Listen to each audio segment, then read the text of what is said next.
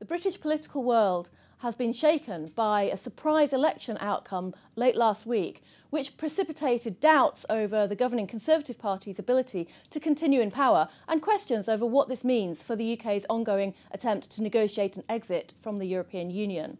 I'm here with our currencies correspondent, Roger Bliss, to discuss the moves that we've seen in sterling and other markets. Roger, why haven't we seen sterling moving more at the moment? It's moved quite a lot in one direction immediately after the election. Investors were looking at an expected comfortable Conservative victory, and they were keeping the pound, if we see in our first chart, they were keeping the pound more or less steady, just a bit below 130, and they've been doing that ever since Theresa May called the general election back on April the 18th. Bang, there we go, there's the election results, slap bang in that middle of that chart, and there you can see the pound falling so 2.5%. So to some extent, that's investors saying, oh God, we were just completely mispriced this. What we then had was a slight rally for sterling, and that was on the back of the idea that perversely a weak government, a hung parliament, actually increases the idea of a soft Brexit, which clearly the market likes. So then what we saw was a rally. But these are fast-moving events. Over the weekend, we thought that soft Brexit idea would be pushed, but when investors woke up on Monday, the focus was on the fact that we'd had an unstable government, political uncertainty. They didn't like it, and they sold it off again. We've seen the spread between treasuries and two-year gilts at almost its highest level for 20 years or more, because at the moment the UK economic outlook is looking as though it's going to be significantly underperforming other major economies, the US and particularly the Eurozone. We're seeing an improving outlook there.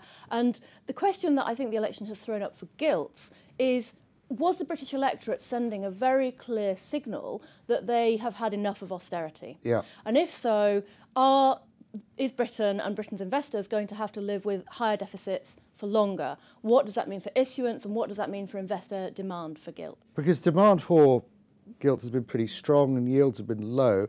I mean, do you think that's going to carry on? Most people in the market seem to anticipate that the bull run that gilts have seen, outperforming Eurozone countries' economies and outperforming treasuries, is likely to continue, partly because we have this increasingly questionable economic outlook with the economy weakening, and also partly simply because of all this political uncertainty.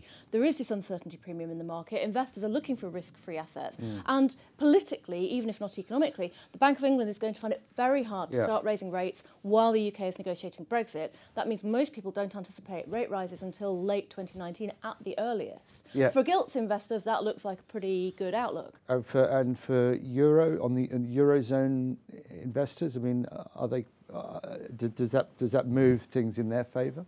Well, so in Europe, obviously, as our third chart will show, we are seeing considerable improvement in both political risk. We've seen the end of the French election cycle taking place this week, and that's proving beneficial to the wider political outlook for the Eurozone, and also economically. Is that feeding through into currencies? Yeah, I mean, most certainly. I mean, the euro is now worth more than 88p. It's probably going to go towards 90 as the euro continues to demonstrate not just a strong economy, but we'll see Emmanuel Macron presumably pick up the National Assembly at the second round of voting this weekend.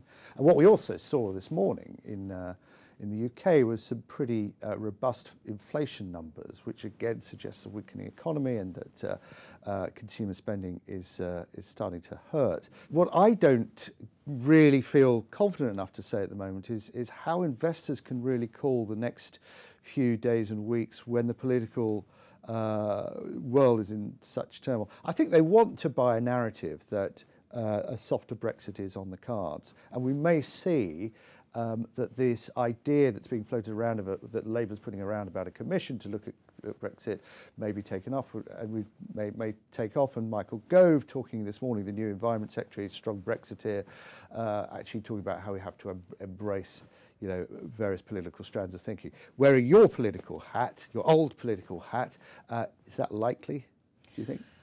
I think the one thing that a lot of British political commentary forgets is that it's not up to Britain to choose what kind of Brexit Britain wants to have. It's up to the EU27 to decide what kind of Brexit Britain will be given.